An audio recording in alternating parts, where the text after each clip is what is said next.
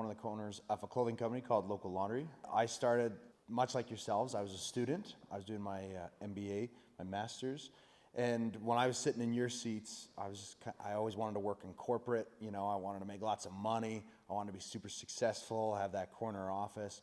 And then I got to live that life for about 2 years after I graduated. And I didn't enjoy it one bit. I was told to sit down, shut up, you know, do this, don't do that, dress this way, stop being so excited about certain things. And so about 2 years into that, I got laid off. And my whole world was flipped upside down. And that's when I was kind of like, well, what am I going to do now? And that's when I went back to my roots. I went back to being a student. I did what everyone does when they get laid off from their corporate job. I moved to the middle of nowhere, Sweden. Right? That's what you do. And decided to dive headfirst into entrepreneurship. So when you don't know how to do something, the first thing you do is Google search how to start a t-shirt company. And then when all the articles come up on what to read, and you don't want to read any of those, you just go to YouTube and you watch a YouTube video on how to start a t-shirt company. And that's exactly what I did. So $50 and a YouTube video later, I had my own online clothing company. And we've been growing it ever since. And now we're on a mission to donate $1 million to local charities by 2030 to showcase that just because we're a small business doesn't mean we can't have a big impact. Where did the idea come to start with clothing?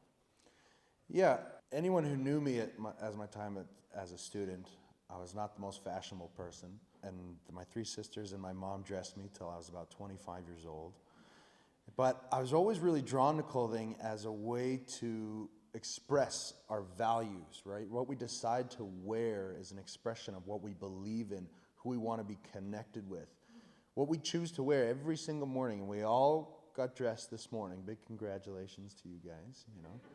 But you all made a decision about what to wear. That decision was either conscious or subconscious, but you all made a decision. I was really drawn into that. And I had no idea how or why, but I wanted something that was an expression of my values and that could connect me to my community, right? That's so cool. You thought about risk before you started your company? I looked at risk from the inverse of how you would traditionally look at risk. I spent 2 years after university sitting in that desk, being bored out of my tree.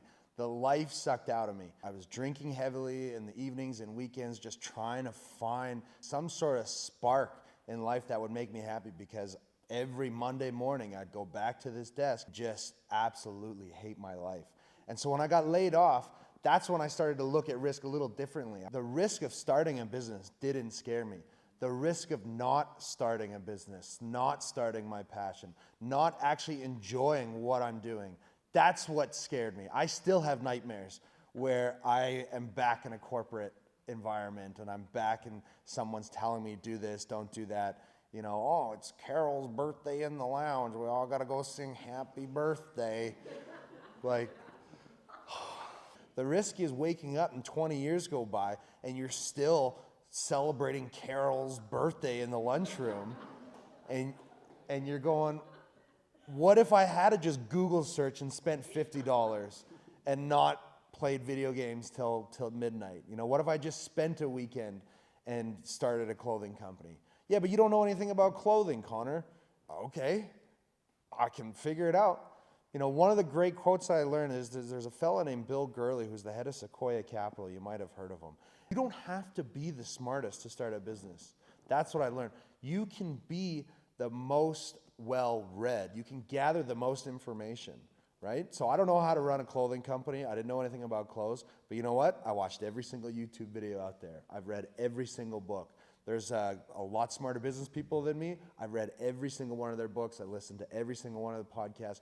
You just gather all this information. But what's your approach to oversaturation in the market, in your market specifically? You just have to find ways to be different. Great way to not be saturated in a saturated market is to be you, because no matter how saturated a market is, there's not another you out there. So you inject your personality, you know, your flavor, your skill set into whatever the market is. There's always ways to be different and differentiate your business, your product, or your service. Yeah, social impact is really simple. It's about making the conscious decision to do the right thing. Every single day as an entrepreneur or a small business owner, you have a decision. Do I want to do the easy thing, the thing that maybe is going to make me the most money, or do I want to do the right thing? And I'll give you an example. When we first started, we were getting our shirts from China, from Bangladesh, from who knows where. I didn't care. And then people started coming to me and say, hey, Connor, you're called Local Laundry. I said, yeah, you've heard of us. And they go, yeah. So where's your stuff made? I don't know. Then why are you called Local Laundry? I don't know. And so we started looking into it. Well, why doesn't people make clothing in Canada?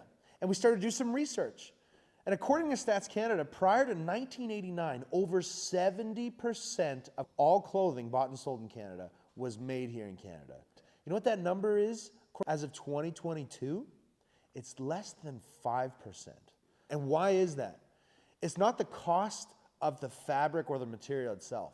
That cost is pretty much the same no matter where you go in the world. The difference and why it's so expensive here is the cost to pay a Canadian a living wage to cut and sew that garment, to make sure they have safe working environments. And so when we decided, okay, we got to switch to Canadian made, we got to make our stuff here, people thought we were nuts. Why would you do that? There goes your profit margin. No one's going to buy a sweater for that much. No one cares about Canadian made. You know what we said to them? Maybe. We'll see. Our sweaters went from $60 to $100 overnight, and we were terrified. And you know what? The very next day, we started selling sweaters. People started saying the quality of your sweater has gone up. I love how this supports Canadians. I love how this supports a diversified Canadian economy. I love the reduction in my carbon footprint by supporting Canadian made. Social impact is just about making not the easy decision, but the right decision. I love that, and it's so important because listening to you talk, like I think we can all hear the passion in your voice.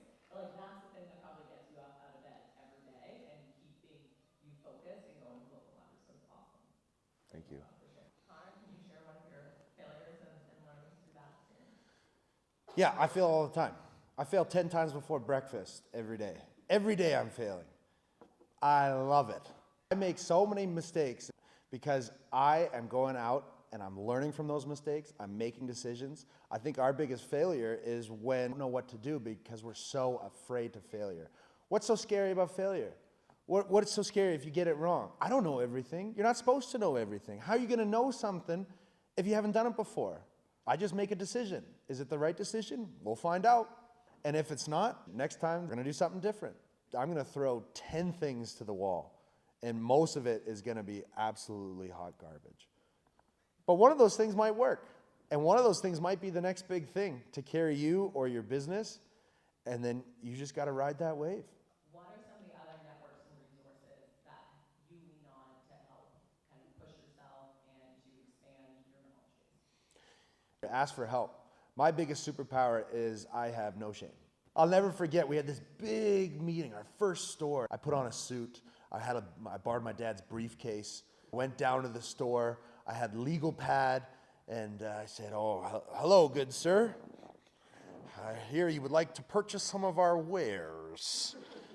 Yeah, okay. And I said, "So tell me, how does this work?" And I get my pad out and take notes. And he says, "Well, it's really easy, Connor. You give us clothes, we give you money. That's it." Aha, good, yes. And they go, "Yeah, you can just ship that to our DC. What's a DC? Hey, Carol, get a load of this guy. It's a distribution center, Connor. And I go, "Okay, thanks. Now I know what a DC is." Like, I have no shame. When we moved into our warehouse, we had no money. I went on LinkedIn and I said, "Hey, we moved into this new warehouse and we spent all our money moving into this warehouse. We have no money for furniture. Does anyone have any extra office furniture they can give us?" And it was overwhelming, the response. People I've never met before, all willing to step up and help. People like, "I got a couch, I'll drop off a couch. Hey, you want these chairs? What about this whiteboard?" I had an oil and gas company reach out and say, "Hey, we just acquired this other oil and gas company. I got 3 floors of furniture I got to get rid of by Tuesday." You come to our warehouse, it's the most beautiful warehouse you've ever seen. It is decorated the nicest furniture. All because we just asked. All because I put myself out there to look like the biggest dum-dum, like, hey, we spent all our money moving this warehouse, now we have no money. Does anyone have any furniture? Asking for help is the easiest thing to do, but it's one of the things that most people are so afraid of. And vice versa. There's gonna be times when people need your help. Hey, Connor, I need a silent auction item. I need t-shirts for an event. No problem. Let me help. Question, and so Connor, can you just leave us with your piece of advice for all the entrepreneurs here today? And then we'll end. Yeah, my biggest piece of advice is exactly that. Stop talking about it and do it. One of my biggest regrets is I didn't think I was smart enough to start a business until I was 25. I wish I had to stop, spend so much time going out and partying while I was here and focus on building a business, right?